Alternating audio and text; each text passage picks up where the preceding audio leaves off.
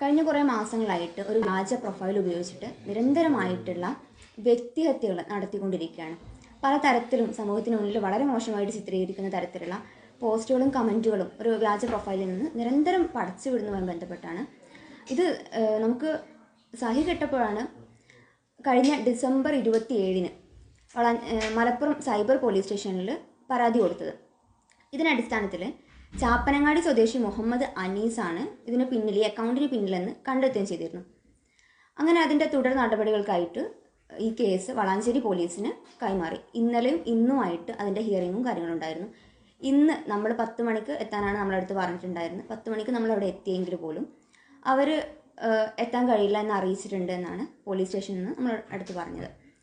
ഇത് സമൂഹത്തിൽ ഇടപെട്ടുകൊണ്ടിരിക്കുന്ന പെൺകുട്ടികൾ നിരന്തരം നേരിട്ടുകൊണ്ടിരിക്കുന്ന കുറേ പ്രശ്നങ്ങൾ, അതുകൊണ്ട് തന്നെയാണ് ഇതിനെതിരെ സംസാരിക്കണമെന്നും തീരുമാനിച്ചത്.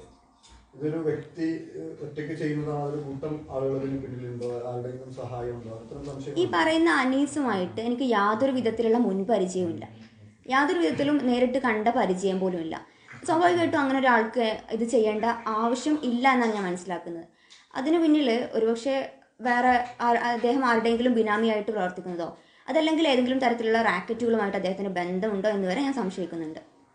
ഇതിൽ എന്തുകൊണ്ടാണ് ഈ ബനാമി ആണെങ്കിലും അല്ലാതെ ആണെങ്കിലും എന്താണ് നിങ്ങൾക്ക് നേരെ ഇങ്ങനെ ഹറാസ്മെന്റ് അല്ലെങ്കിൽ സൈബർ അറ്റാക്ക് ഉണ്ടാവാൻ കാരണമെന്ന് ആലോചിച്ചിട്ടുണ്ടോ?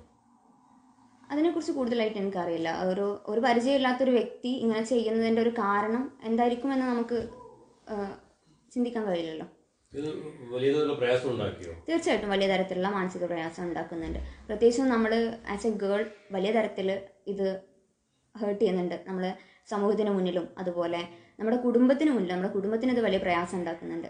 അങ്ങനെയൊക്കെ വലിയ രീതിയിൽ ഇത് ഹേർട്ട് ചെയ്യപ്പെടുന്നുണ്ട്. തിരുത്തിയേ പറ്റുള്ളൂ ഇങ്ങനെയുള്ള കാര്യങ്ങൾ. ഒരു പെൺകുട്ടിക്ക് നേരെയുള്ള ഇങ്ങനെയുള്ള അതിക്രമങ്ങൾ നമ്മൾ സമൂഹം തിരുത്തിയേ പറ്റുള്ളൂ. അതെ, ഡയറക്റ്റ് അല്ല, ഫേക്ക് ഐഡികൾ, വേറെ പെൺകുട്ടികളുടെ പേര് ഉപയോഗിച്ചുകൊണ്ട് തന്നെ ഉള്ള ഫേക്ക് അക്കൗണ്ടുകളിൽ നിന്ന് നിരന്തരമായിട്ടുള്ള വളരെ വേഴ്സ്റ്റ് ആയിട്ടുള്ള കണ്ടന്റുകളാണ് പ്രചരിപ്പിച്ചുകൊണ്ടിരിക്കുന്നത്.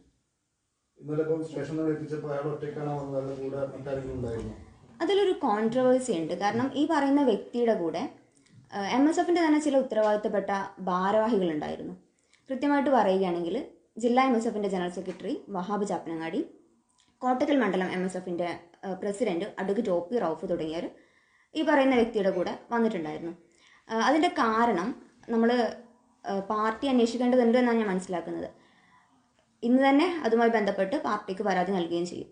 വ്യക്തിയാണ് അനീസ് എന്ന് പറയുന്നത്. ഈ സൈബർ ക്രൈം ചെയ്ത വ്യക്തിയുടെ കൂടെ ഏറ്റവും ഉത്തരവാദിത്തപ്പെട്ട സ്ഥാനത്തിരിക്കുന്ന MSFന്റെ ഭാരവാഹികൾ എന്തിനു വന്നു എന്നുള്ളത് അന്വേഷിക്കപ്പെടേണ്ടതുണ്ട്.